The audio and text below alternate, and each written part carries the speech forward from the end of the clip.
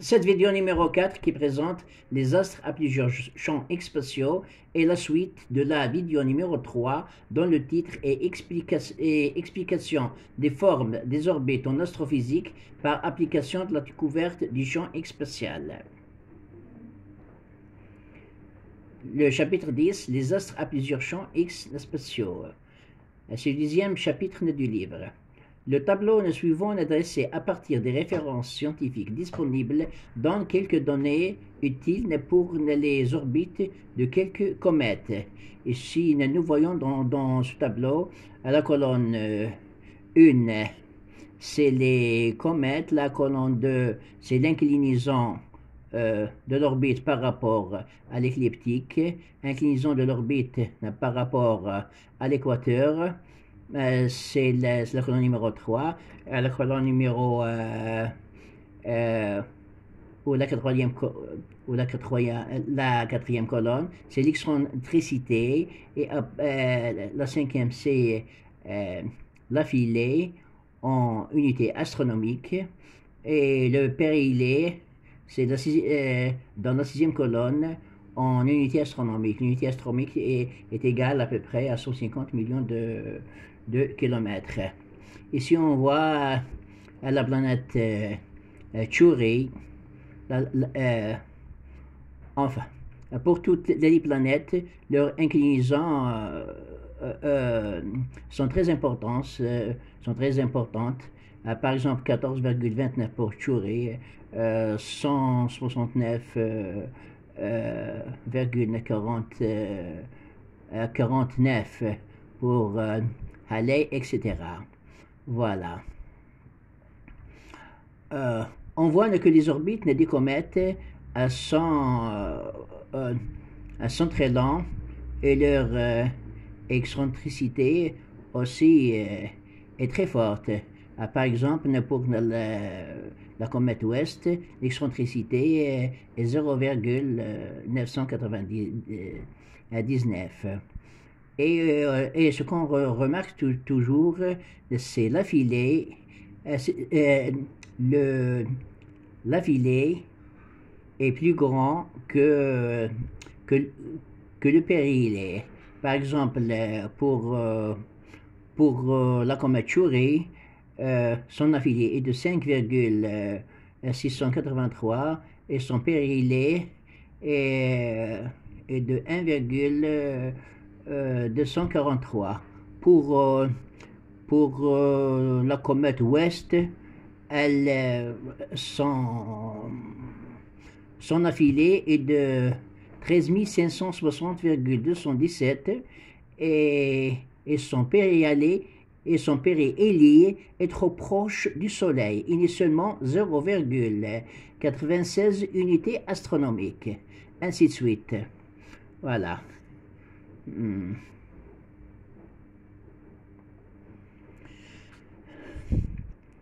Le tableau suivant établit à partir des références scientifiques disponibles dans quelques données utiles pour les orbites de quelques lunes de la planète Jupiter. Ici, pour la planète Jupiter, on a plusieurs groupes. Le groupe Amatée, le groupe Galilée, le groupe Himalaya, le groupe Pasiphae. Les groupes Amatée et Galilée, leur excentricité est trop petite et leur inclinaison, voilà, et leur inclinaison orbitale, voilà, par rapport à l'équateur et aussi est faible. Par exemple, pour Métis, elle est de 0,6 degrés, voilà, par rapport à l'équateur. Enfin, pour Europe, elle est de 0,469 degrés par rapport à l'équateur. D'où les orbites de ces de ces objets, de ces lunes-là, elles sont pratiquement circulaires ou circulaires. Voilà. Concernant Himalaya, les,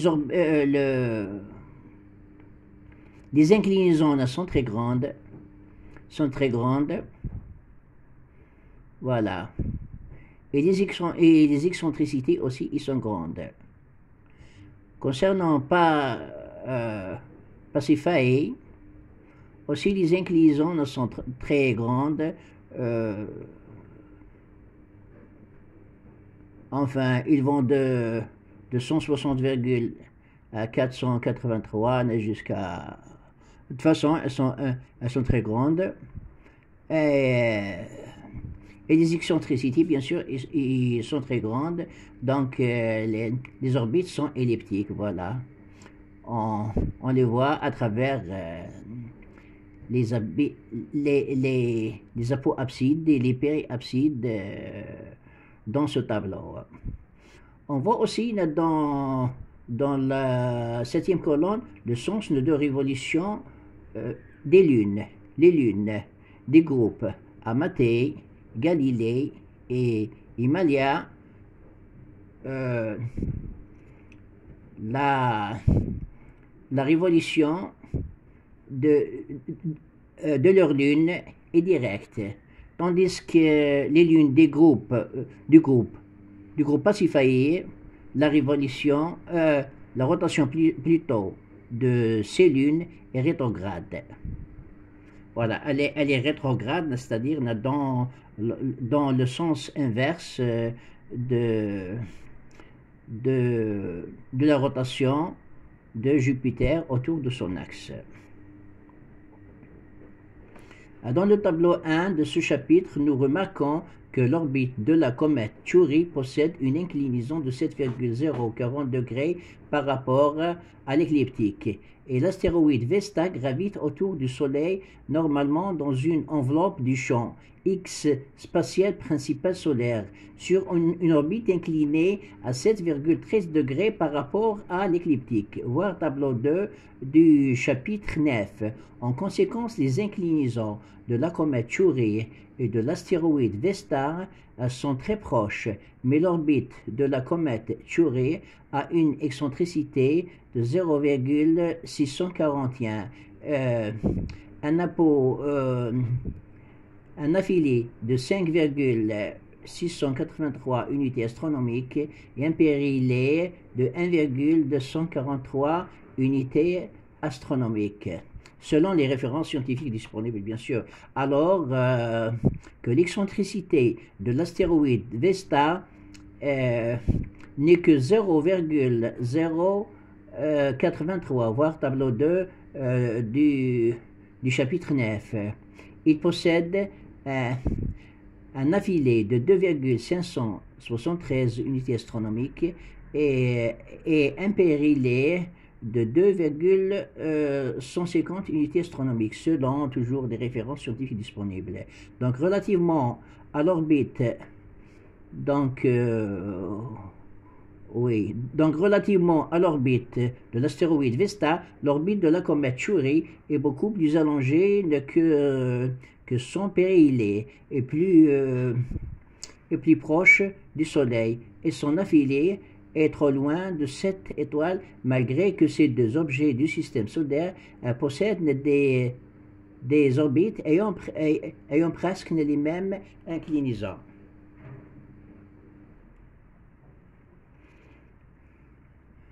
Vu ces remarques et les propriétés des orbites très allongées des comètes, voir tableau 1 de ce chapitre, nous voyons qu'en plus du champ X spatial solaire qui fait tourner les planètes et normalement des éléments de la ceinture des astéroïdes et ceux de la ceinture de Kuiper, les comètes gravitent autour du Soleil dans des enveloppes de champ X spatio-solaire qui n'appartiennent pas au champ X spatial principal qui fait tourner le Soleil autour d'elle-même. Voilà. D'où le Soleil possède plusieurs champs X spatiaux de différentes orientations et de différentes formes.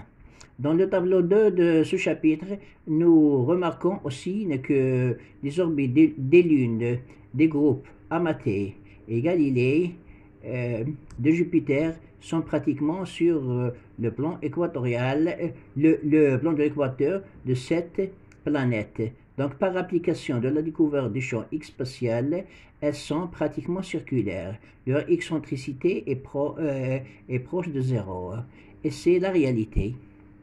Les lunes de ces deux groupes tournent dans le sens direct sur des orbites situées dans les enveloppes du champ X spatial principal de cette planète.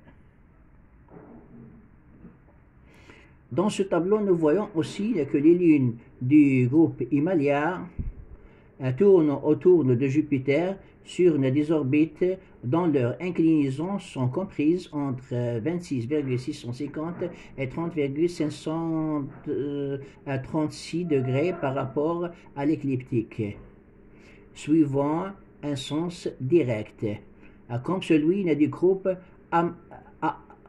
Amalthée et de Galilée. Pour le moment, nous supposons que les orbites des lunes du groupe Himalaya appartiennent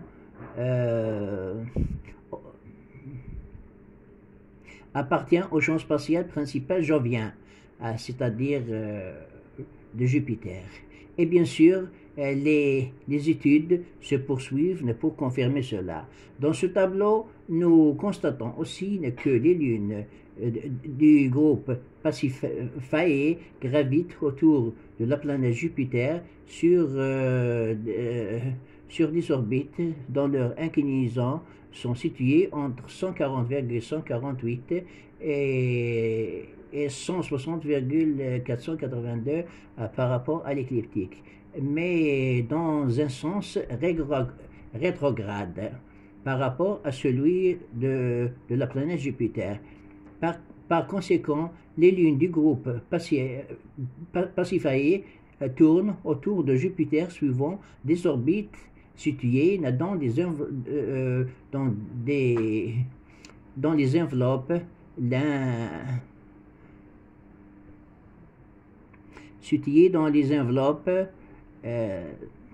d'un autour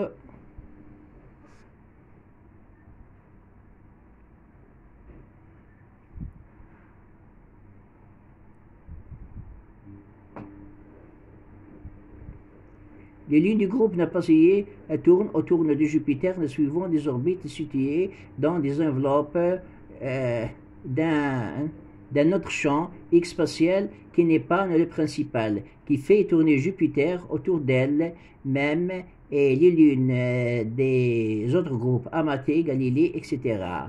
Et de tout cela, nous confirmons qu'un astre peut posséder plusieurs champs X spatiaux orientés dans diverses directions et possédant diverses formes. Nous pouvons représenter l'astre aux plusieurs champs X spatiaux par le schéma suivant, où X1, X2, X3 sont des champs X spatiaux aux différentes orientations et différentes formes.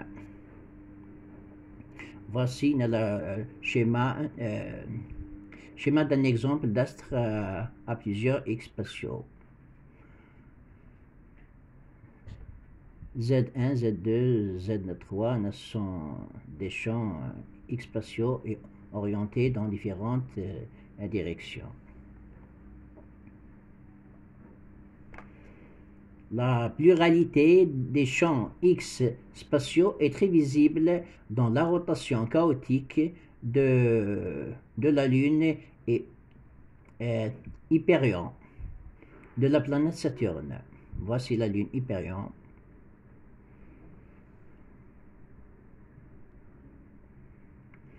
Les photos prises par Voyager 2 et les mesures ultérieures ont montré que la rotation de cette lune est chaotique. Cela nous renseigne que la lune Hyperion possède plusieurs champs X spatiaux orientés dans plusieurs directions et qui font la tournée autour de plusieurs axes de rotation dite chaotique. Et voici le schéma d'un exemple d'un objet spatial ayant plusieurs champs X spatiaux, X1, X2, plutôt